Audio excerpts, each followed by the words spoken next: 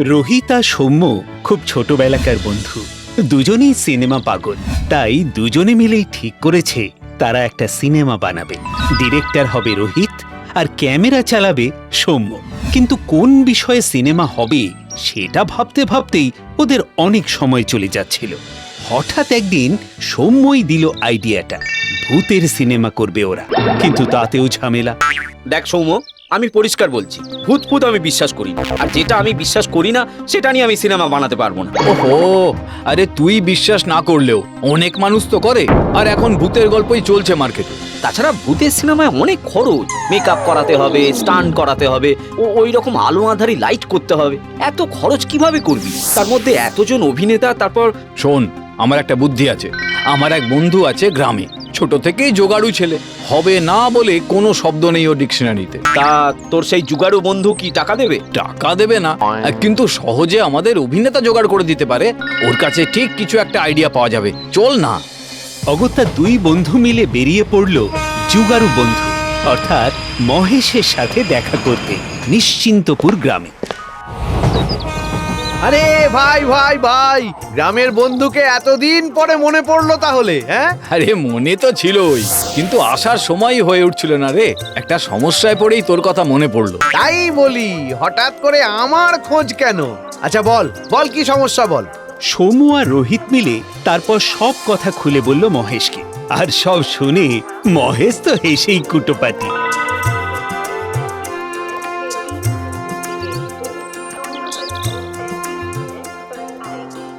আরে এই জন্য শহর থেকে গ্রামে এলি তোরা? ওহ, আরে এ তো আমায় ফোনে বললেই হতো। তার মানে কি আমাদের সমস্যা সমাধান হতে পারে? আরে মিটতে পারে মানে মিটেই গেছে ধরে নাও। আমাদের গ্রামেই শুটিং করো তোমরা, আমি গ্রামবাসীদের বলে দেবো, একটা টাকাও নেবে না, দরকারে এক্সট্রা খেটে দেবে তোমাদের হয়ে। বলিস কি? তা নয় তো কি, আমরা গ্রামের মানুষ, শহুরে মানুষদের মতন অত হিসেবই নই, বুঝলি? ভালো কাজে আমরা সব সময় সাথে আছি। এখন বল বল, কবে কোথায় কি করতে হবে বল। মহেশকে তারপর সবটা বুঝিয়ে বলল ওরা। মহেশ উত্তেজিত হয়ে পড়লেও রোহিত যেন শান্তি পাচ্ছিল না কিছুতেই। যতই হোক গ্রামবাসীরা তো আর দক্ষ অভিনেতা নয়, তাদেরকে দিয়ে কাজ করানো কি কম ঝক্কির হবে? কিন্তু পরের দিন শুটিং এর সময় ও যা দেখলো তাতে তোর চক্ষু একেবারে চড়ক গাছ। ওই যে গাছটা দেখছেন, ওর ওপর থেকে ঝাঁপিয়ে পড়ে সোজা ক্যামেরার সামনে এসে হাঁ করে তাকাবেন। বেশি উঁচুতে উঠবেন না, আর রিস্ক নিয়ে কিচ্ছু করবেন না। আপনি কিছু চিন্তা করবেন না বাবু, এসব তো গ্রামের লোকেদের কাছে বাঁ হাতের খেল। আচ্ছা, তাহলে সৌম্য, উনি যখন নামবেন। বলতে বলতে সৌম্য পিছনে ফিরে দেখে গ্রামের লোকটা নেই। এক মুহূর্তের জন্য চমকে যায় সৌম্য। আরে কোথায় গেল লোকটা? এই যে বাবু, আমি এখানে। আপনি এত তাড়াতাড়ি উঠলেন কি করে? আরে ওরা গ্রামের মানুষ, ওদের অভ্যাস আছে। ওদের অভ্যেস থাকলেও সৌম্যর তো এসব দেখার অভ্যেস নেই। এরপরে শুটিং দেখে তো ওর চক্ষু শুধু চড়ক গাছ নয়, একেবারে চাঁদে পৌঁছে গেল। এমন অভিনয় করলেন সেই লোকটি যে আসল ভূতেরও পিলে চমকে যেত একেবারে। ওকে, তাহলে ready, take one, roll camera, sound and action. ও বাবা গো, এই যে ভূতের চেয়েও ভয়ানক দেখছি। হ্যাঁ, একেবারে চৌকস অভিনয়। কি বলেছিলাম, আমাদের এই গ্রামের সবাই এক সেবরকার এক অভিনেতা। তুমি নিশ্চিন্তে শুটিং চালিয়ে যাও। সেদিনের মতো বিনা বাধায় শুটিং হলো সারাদিন। সৌম্য যতটা ভেবেছিল তার চেয়ে অনেক বেশি ভালো হলো। বরং একটা সন্দেহ হচ্ছিল মনে মনে, যা হচ্ছে এসব কি সত্যি?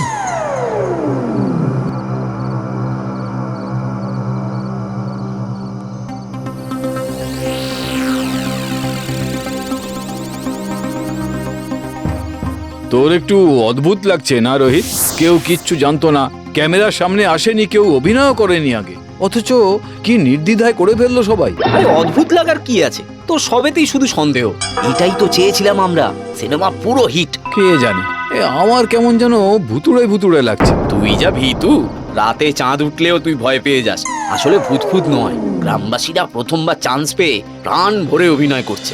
আমাদের 7 দিনের কাজ 3 দিনে মিটে যাবে। আমি কি একবার মহেশের সাথে কথা বলবো? এই না, এসব কিছু করতে যাস না ভাই।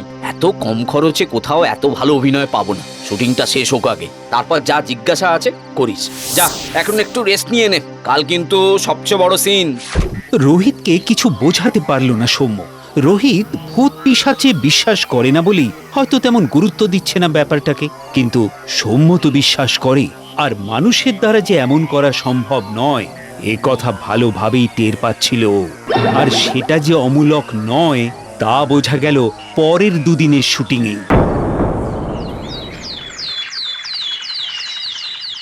দৃশ্যটা ছিল আগুনে ঝাঁপ দিয়ে বার করে আনার। রোহিত, সৌম্য ওরা তখনও ভাবছে এটা করাটা ঠিক হবে না, যদি কিছু ঘটে যায়। কিন্তু ওদের অভয় দিয়ে গ্রামবাসীরাই বলল, আপনারা অকারণে ভয় পাচ্ছেন বাবু। আগুনে ঝাঁপ দিয়ে একজনকে বার করে আনতে হবে, এই তো ব্যাপার। ও আমরা গ্রামে আগুন লাগলে এমনি এসব করি। হ্যাঁ, কিচ্ছু ভয় নেই তোমাদের। তোমরা শুধু ক্যামেরা চালু করো, হ্যাঁ, আর বাকি আমরা গ্রামবাসীরা সব সামলে নেব। আচ্ছা তবে শুরু করছি। Role camera, sound and action.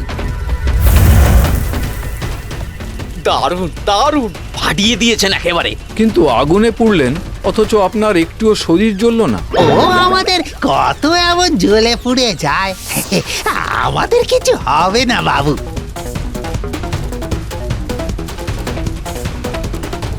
এ অসম্ভব।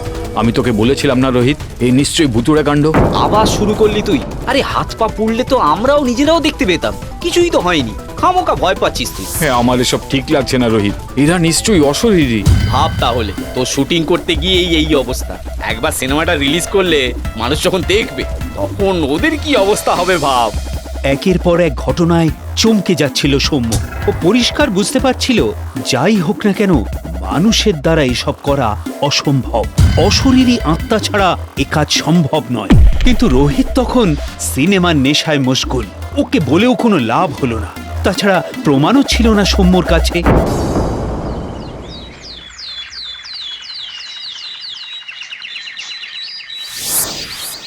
আপনাদের অনেক অনেক ধন্যবাদ এইভাবে আমাদের সাহায্য করার জন্য। আর সবচেয়ে বড় ধন্যবাদ মহেশকে, এত ট্যালেন্টেড গ্রামের সাথে আমাদের পরিচয় করিয়ে দেওয়ার জন্য।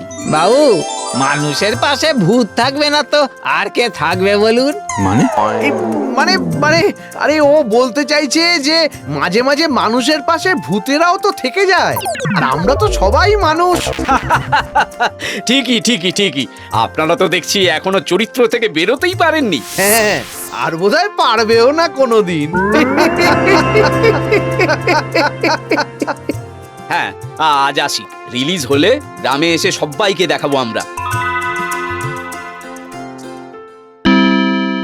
বাড়ির পথ ধরে দুজনে, কিন্তু হাসিটা শুনেই আরো ভয় লাগতে শুরু করেছিল সৌম্যর।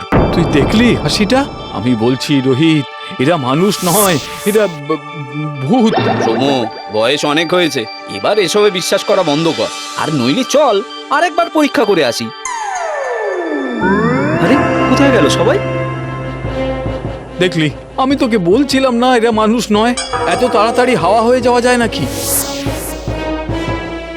সত্যি বলতে রোহিতেরও খটকা লাগলো একটু। সত্যি তো, এক মুহূর্তে কোথায় গেল এতগুলো মানুষ। কিন্তু নিজেকে বোঝাতে শুরু করলো এসব কিছুই না, ভূত প্রেত বলে কিচ্ছু নেই পৃথিবীতে। যদি ওর বোঝানোটা ছিল গ্রাম পর্যন্তই, বাকিটা বোঝা গেছিল পরের দিন এডিট টেবিলে। পরের দিন এডিট টেবিলে বসে রেকর্ডিংগুলো দেখতে শুরু করেছিল ওরা। আর দেখতে গিয়েই ওদের চোখ একেবারে মাথায় উঠে গেল। কোথায় সেই গ্রামবাসীরা? কোথায় এত ভালো অভিনয়? বারবার করে বন্ধ করে চালালো, কিন্তু কোথাও কেউ নেই। এ কি কাণ্ড! কিছুই বুঝে পেল না ওরা। শেষে মহেশকে ফোন করতে বাধ্য হলো সৌম্য। হ্যালো মহেশ, কেলেঙ্কারি কাণ্ড। স্ক্রিনে কাউকে দেখা যাচ্ছে না। যত শুট হয়েছে তাতে কারোর মুখ নেই। আরে ভূতের অভিনয় ভূতেরা করলে এমন তো একটু আধটু হবেই ভাই।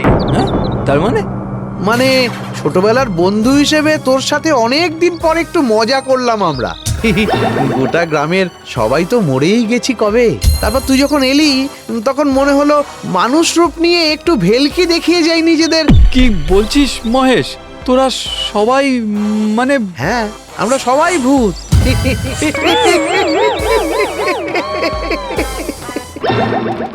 কি রোহিত বাবু, এবার বিশ্বাস হলো তো? মানুষ ছাড়াও আরো অনেক কিছু আছে পৃথিবীতে।